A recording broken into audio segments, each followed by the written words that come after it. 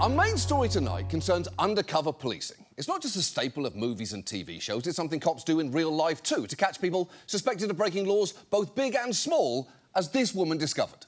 Karen Hegg plans to fight the $230 ticket she got on Halloween Day, accused with dozens of other drivers of not stopping to let a 6'4" Donald Duck cross the street. Then they just told me that I was getting a ticket because I didn't stop for pedestrian. And it was a duck, it was a huge duck, it was scary. I'm a woman, it scared me. It's true, a cop dressed up as Donald Duck and then ticketed people who didn't stop to let him cross. And I get why she kept driving there. Ducks are terrifying. As we've covered before, all ducks, Donald included, have a corkscrew penis. This isn't the first time that we've used this graphic, and it will not be the last. And incidentally, Disney, this guy hits public domain in 2030, and things are going to get interesting then.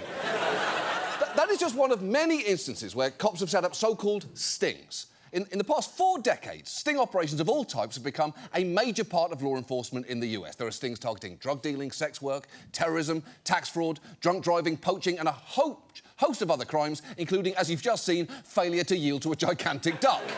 And on some level, you probably know that cops like running sting operations, given just how often they appear on local news. Drivers for the online ride service Uber targeted in an LA sting operation. Dozens of people have been indicted in a criminal sting operation called Operation Hush. A 4-month major sting operation ends with a Butler County man facing felony drug charges. Investigators set up a sting operation orchestrating a purchase with the suspected drug traffickers. The amount of fentanyl seized, and hear this, could kill the entire population of Louisville several times over.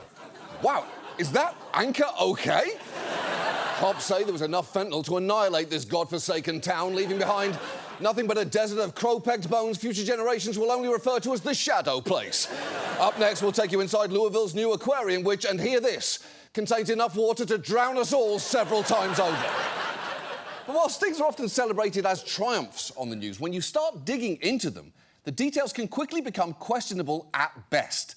Take that Uber sting. The way operations like those work is an undercover officer flags down an Uber, maybe says they don't have the app or that their phone is dead, and offers to pay cash for a ride to their destination. The trap being, rideshare drivers are subject to arrest if a ride isn't pre-arranged. But that seems like a pretty shitty thing to do, given drivers may have been bending the rules to help someone who was telling them they were in need. And that makes it kind of satisfying to watch this video shot by someone caught in a similar sting who then went back to the same location to warn other drivers. Hey, brother, those people are undercover cops. I just got a citation for this. Oh, really? Yeah, they trapped me. Yep. Good job, guys. I'll see y'all in court. Oh, I thought your phone was dead. Oh, your phone ain't dead no more, huh? Excellent. Everything about that is great, from the speed at which the driver pulls away when he hears the word cops, to the cops' clear disappointment, to the glee of the guy taunting them. I honestly haven't been this delighted to see a cop on camera since that Boston big boy zooted out of the slide. It's still so good. It will never not be good. If I die with a smile on my face, you will know that that was the last thing I saw. Call that video Paul Rudd, because it never gets old. But if it seems like the cops in that sting weren't so much stopping crime as creating it, that's sort of the point here. And it's honestly the case with more of these operations than you might think. So given all that, tonight, let's look at stings. Why police love them, how they use them, and who is paying the price. And let's start with how they became so popular. Stings really took off in the 1970s as police shifted from primarily reacting to crime to trying to prevent it. That shift coincided with a string of Supreme Court decisions that expanded protections for defendants against coercive police tactics, with things like the establishment of Miranda rights. As one expert noted, as the police use of coercion has been restricted, their use of deception has increased. The first large-scale sting operation began in 1975, and in it, DC police created a fake mafia-run fencing operation to lure people into selling them stolen property, and officers really got into their roles, giving themselves quote-unquote Italian names like Angelo Lasagna and Rico Rigatone. Here is a photo of them. It is a picture that screams, the only Italian word I know is lasagna. They even padded out their backstory with lines like, we got a stiff in the trunk, what do we do? To which Rico Rigatone would reply, toss him in the freeze. They also offer targets meatballs, telling them, and I quote, "You'll hurt Pasquale's feeling if you have a meatball."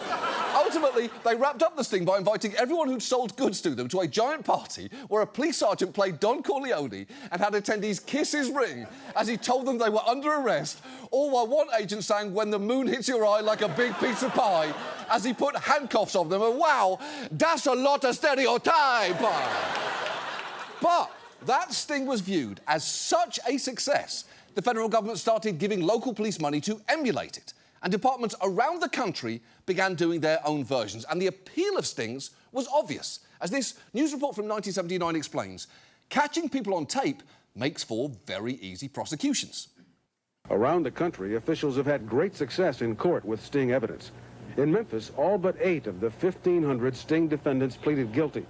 And every one of those who chose a trial was convicted when the jury saw the tapes. Right, and that does make sense, doesn't it? Because once you have someone on tape, it is usually pretty much game over, with one notable exception. And police have sometimes gotten way too into the playing dress-up part of stings. In Baton Rouge in the 90s, some cops wore blackface in a sting operation, bragging to local reporters, not only do they not know we're cops, they don't even know we're white. And first of all, oh yes, they did. No one in the history of blackface has ever pulled it off. But also, you just cannot convince me that a white cop could speak for more than 20 seconds without identifying himself as both white and a cop. And the thing is, as stings became more common, courts have been reluctant to set limits on what police are allowed to do in them. As one analysis puts it, there are no clear legal limitations on the length of the operation, the intimacy of the relationships formed, the degree of deception used, the degree of temptation offered, and the number of times it is offered. All of which leaves the government with a nearly limitless ability to deceive. And some law enforcement will take that as an opportunity to rack up easy arrests and make some headlines. Take Sheriff Grady Judd in Florida. His department's constantly boasting about running online stings, often fishing for arrests concerning sex offences with flashy names like Cyber Guardian, Naughty Not Nice 2 and Child Protector 2, which sound less like police operations and more like Steven Seagal movies. And while you'd hope they targeted predators looking to engage in criminal activity, when a local station dug into the tactics Judd was using, they found that wasn't exactly the case. You think you know how these stings go down. Cops post an ad for an underage teen, wait for predators to respond, then arrest them when they show up in person. If I had Grady's World, they'd all go to prison. But what so many of our local law enforcement leaders are not telling you is that they've had to try harder and harder over the years to trick men into showing up. 10 Investigates has learned through court documents and arrest reports that law enforcement is now reaching out themselves to young men who did nothing more than post an ad on a traditional dating site. Cops form a rapport, then switch their age and try to trick the sometimes hesitant men to keep on talking. They had me call them. I sat on the phone for an hour with a grown woman who was talking to me in a very seductive manner. He was 22 when he had his first and only run-in with the law. He thought he was talking to a 26-year-old online who even sent this photo, wedding ring and all. But after baiting him in, she switched her age from 26 to 13. Joseph thought she had to have been kidding, so he took her up on her offer to meet. I walked into a house and was thrown into handcuffs. He's serving 2 years of house arrest, then the equivalent of a life sentence, since he's now labeled a sexual offender. Yeah, but that really doesn't feel like a slam dunk for justice there, does it? He posted an ad online looking for an adult, then talked to an adult on an adult site, and then got understandably confused when that adult suddenly reverse-bigged themselves, especially given he'd already been sent this photo, which is obviously of a grown woman. Wedding ring aside, she's got the face of someone who knows what a Roth IRA is. But while the crimes in these operations can be made up, the punishments can be very real, and not just when it comes to sex stings. The ATF for years did so-called stash house stings, where basically undercover agents would recruit a group of people to rob a non-existent stash house full of drugs with the promise of huge amounts of money. Over the years, they arrested over 1,000 people in these sorts of stings, like these men who walked right into the trap. Stun grenades startled 3 young men near Chicago as police move in. They thought they were going to rob a drug stash house. Instead, they got busted. A fake scenario set up by the ATF to get hardened criminals off the street. Yeah, they lured a bunch of people into a car under false pretenses and then sprang a nasty surprise on them. It's almost as bad as accidentally hailing the cash cab, under no circumstances, by the way. Do you hear me? The only way I'm being transported in that thing is if you kill me and stuff me in the trunk. And while police will claim stings like those catch people who'd commit violent crimes anyway, I'm not so sure about that. Reporters looked into that case and found that this guy not only had no convictions for violent offences, he clearly didn't know what he was doing. USA Today found this small-time criminal in this case showed up with a rusty gun and bullets that didn't fit. His punishment, looking at 25 years in jail. Yeah, apparently that gun was so old it had been made sometime before World War I. And a rusty old gun with bullets that don't fit clearly shouldn't justify sending a man to prison for 25 years. At best, it should be the comic relief character in a Pixar movie where a bunch of talking guns learn the value of found family. And the thing is, judges may not have a lot of room for leniency in cases like that, thanks to mandatory minimum sentencing laws, which trigger based on the severity of the crime. And because the ATF's making the crime up in the first place, they can make sure it meets mandatory minimums by inventing drug amounts that trigger long sentences or pressuring targets into doing things that increase the penalty. In one sting out of Wichita, ATF agents suggested a felon take a shotgun, saw it off, and bring it back to them, even providing instructions on how to do it. That sawed-off gun then allowed them to charge the man with a more serious crime. And if you're thinking, well, hold on, isn't all this entrapment? You would think so. But it turns out the legal bar for proving entrapment is incredibly high. One big reason is that in court, prosecutors simply have to show that you're doing something you'd have been predisposed to do anyway. And depending on your case, things like prior convictions and drug addiction could qualify. Often, all they have to show is that you were willing to commit the crime. But a key reason people can be willing to do that is because they've just been offered a lot of money, all of which makes it feel pretty predatory that these things can actively target low-income communities. In California, a federal judge even accused ATF agents of trolling poor neighbourhoods for suspects. Investigations have also found stings disproportionately target minorities. Now, one that looked at 7 years of stash house stings in the greater Chicago area found that of the people charged in them, 92% were black or Hispanic. And when a retired ATF agent was asked to explain why they chose certain areas, his answer wasn't great. Why do a stash house investigation in Englewood as opposed to some other place? Well, we don't. We do them anywhere that we find that there's people that are willing to participate in that level of violence. Those are people we're going to want to talk to. Again, this is a kill or be killed proposition. It doesn't matter if you're in Englewood, the West Side, Detroit, New Orleans, anywhere. Any community where we can find those violent people within that community, then we'll provide them with this opportunity. Huh, what a fascinating off-the-top-of-your-head list that was. Englewood, the West Side, Detroit, or New Orleans, all, fun fact, majority black areas. He's only one step away from adding Wakanda to that list. And disproportionate targeting has been baked into stings from the very beginning. Remember the fake mafia guys buying fenced goods? It rounded up about 120 people, although most were not experienced traffickers, but unemployed black men who had heard about the high prices being offered at the warehouse and had decided to steal something. Flash forward to 2018, and law enforcement in Chicago were using a bait truck that they filled with Nike sneakers and parked in an impoverished neighbourhood, something that justifiably infuriated community members. Instead of y'all chasing crime, you trying to create crime. On this YouTube video posted by anti-crime activist Charles McKenzie, outraged residents call that entrapment. Y'all baiting out y'all kids. It's a bait truck, man. Bait truck. Y'all park an empty Nike truck. I think this is bogus, and y'all shouldn't be entrapping black kids. I think it's bogus. It's real crimes being committed. Why do you got to do this? Why don't you go and preach to somebody else? Huh? Go preach to somebody else. Put this in your neighborhood. Yeah, fair point. And I know it's a little hard to tell what the cop dropped on the ground there, but from context, I'm going to just guess it's his dignity. But it is not just racial or economic targeting. Stings can also sweep up people who might be easier for cops to manipulate due to mental illness or disabilities. Just listen to these parents of an autistic teenager in California tell the story of how some happy news from school quickly took a turn for the worse. He told me that he met a new friend in art class, and I was completely amazed by that. It seemed like they were having these great conversations back and forth, or what seemed typical for a teenager, because There was such a furious amount of texting going on. But those texts weren't just friendly teenage banter. Instead, their son's new friend was pressuring him to buy marijuana. And this new friend wasn't just a teenager. He was an undercover cop who went by the name of Daniel Briggs. It took the Snodgrass' son 3 weeks to buy half a joint of pot off a homeless man. A few weeks later, armed policemen walked into his classroom and arrested him in front of his peers. 22 students were arrested in the drug sting. Most of them were special needs students. That is appalling. And for what it's worth, their son only got the joint because his cop friend told him he was always in trouble with his strict mom and was super stressed. That's why he really needed it. So it seems that cop was truly living by Mr. Rogers' famous advice, look for the helpers so you can arrest them for weed possession. And in a sign of just how much the media uncritically laps these stories up, this is how those arrests got covered on the local news.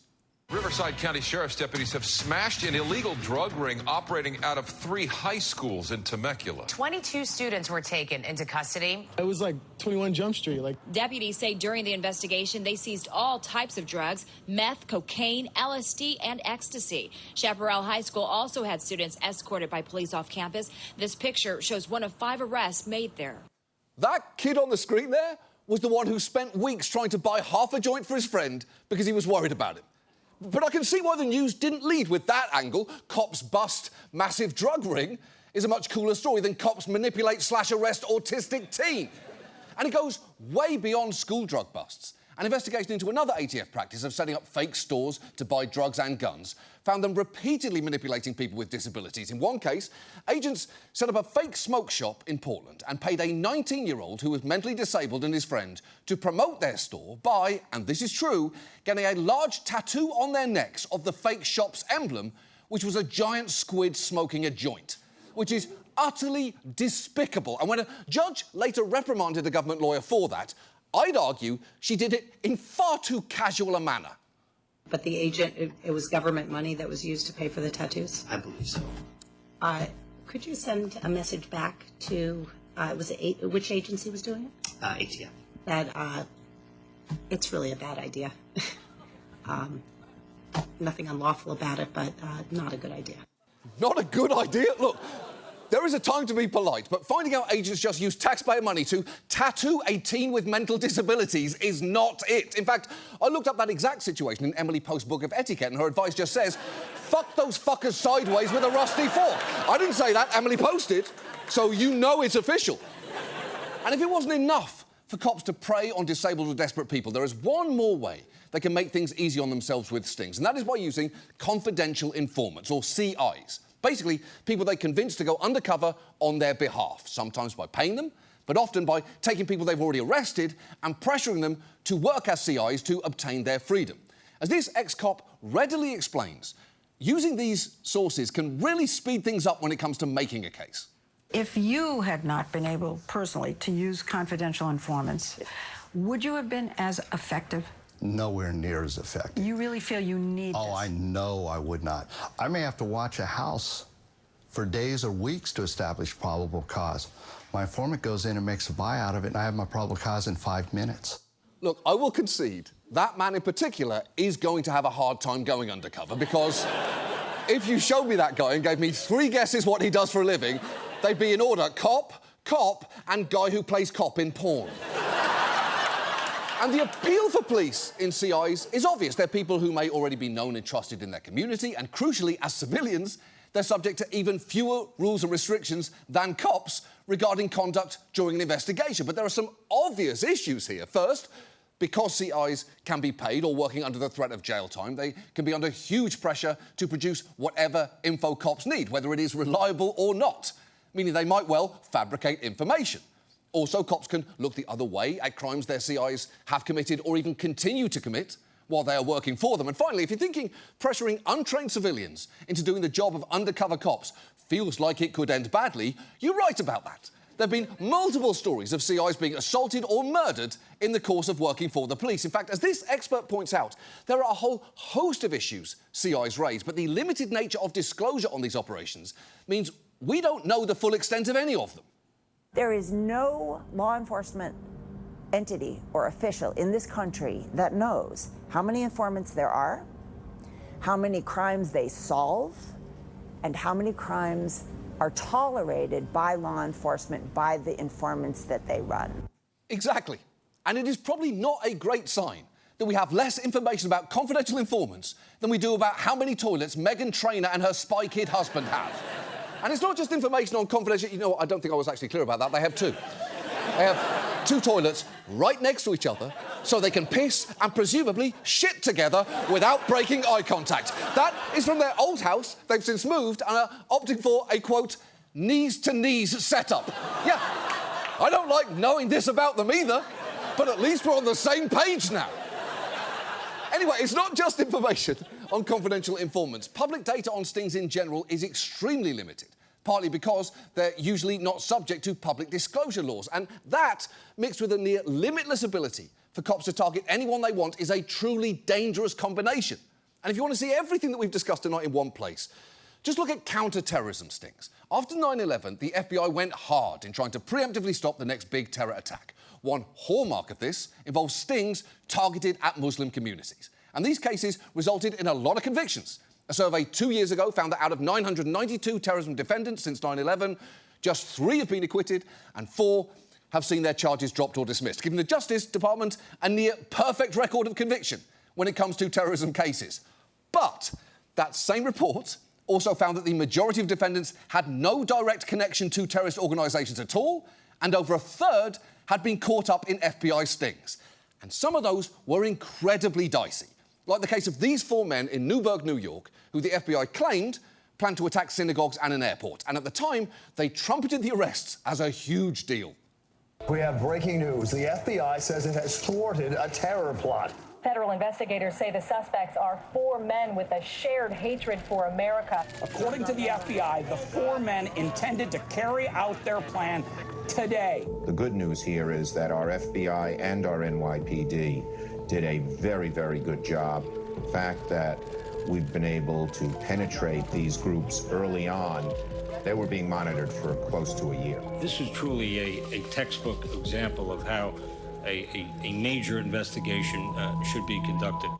That sounds pretty impressive, doesn't it? But you should know, while friend of the Baileys Chuck Schumer there was bragging that the FBI was able to penetrate the group very early on, the reason for that is they're the ones who put the group together in the first place. The entire plan was concocted by the FBI. So I guess it really was textbook if the textbook was called How to Solve Crimes When You're the One Doing Them. The truth is, none of the 4 men arrested were militants. They were, however, impoverished individuals, one of whom had severe mental health issues. They were recruited by an informant who promised them huge financial inducements to carry out the plot, including $250,000, free holidays and expensive cars. And that informant then did everything for the men, from getting the missile and bombs to teaching them the tenets of radical Islam.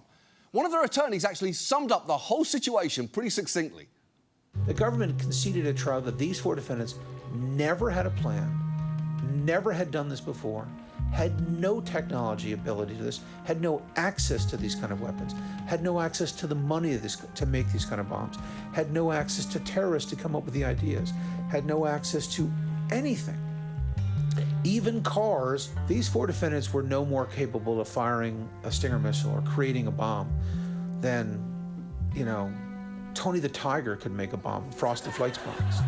Yeah, that is both infuriating and completely true, right up to his claim about Tony the Tiger, because I know this isn't the point. Tony the Tiger is a fictional character, therefore, in his world, he is capable of anything, including bomb-making. Now, do I believe the good folks at Kellogg's would put a bomb maker on their cereal box? No.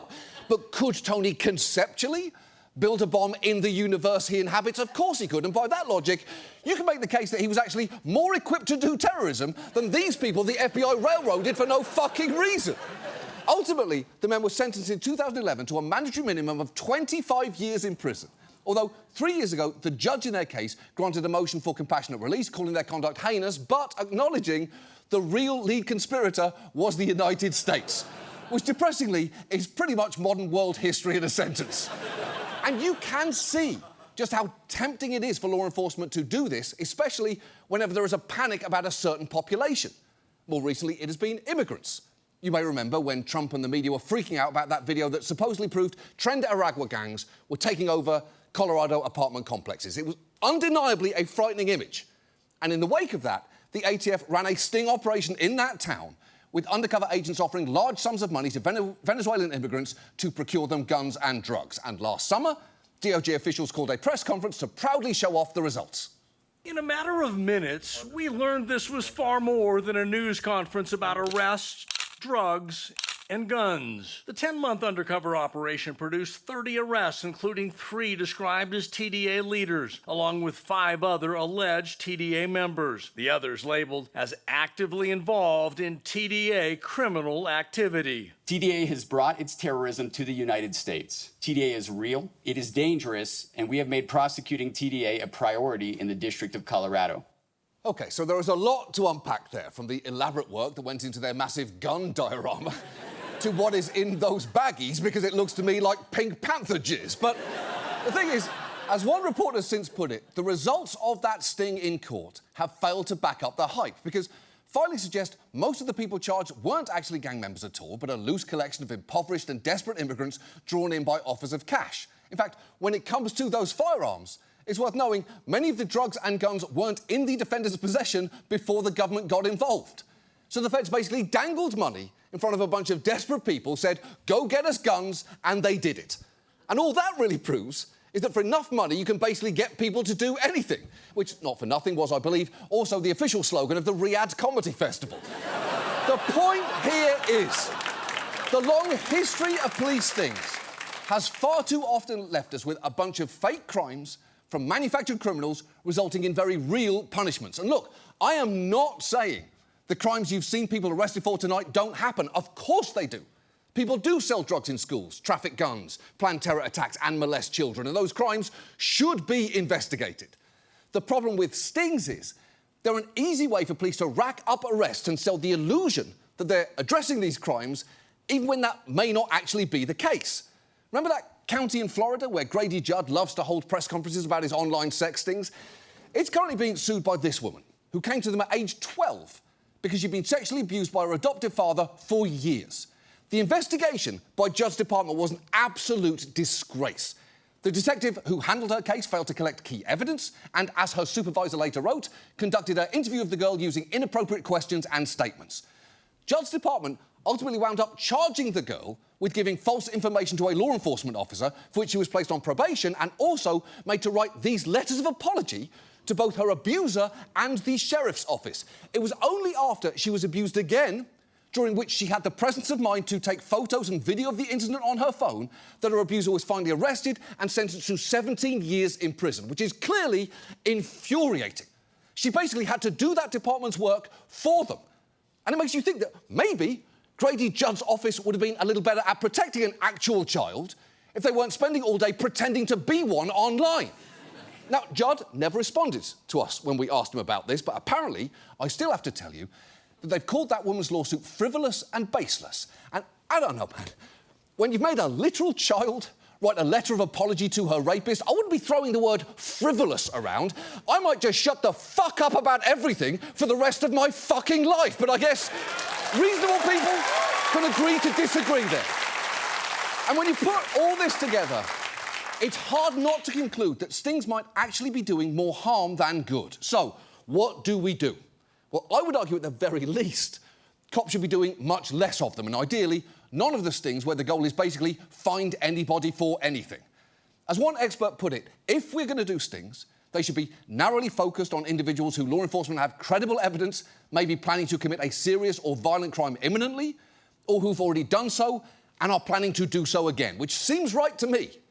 Because as it stands, police seem utterly addicted to stings, even though, for what it's worth, making up imaginary crimes and arresting people for them isn't law enforcement, it is theatre. In fact, the one reform that might actually be within all our control right now is to try and remember that we are all the audience for that theatre. So if you are serving on a jury or work in the media, or you see a story on TV about a sting operation, it's worth questioning what role law enforcement played in creating the crime that they just supposedly stopped. Honestly, we first started looking at this story a few years ago, and it has changed how I've viewed every sting story that's made headlines since. Remember when that group of men were arrested for trying to kidnap Gretchen Whitmer? Guess how many confidential informants seemed to help that plot along? I'll give you a clue. It is a lot more than you would like. And you don't have to sympathise with these men or agree with their views to wonder if that plan could have even gotten off the ground if there hadn't been as many as a dozen confidential informants involved and 2 undercover federal agents. The point here is, cops have been getting away with bullshit stings for far too long, and we just cannot let this slide anymore. In fact, there's really only one type of cop sliding that I am completely on board with, and I think we all know what it is.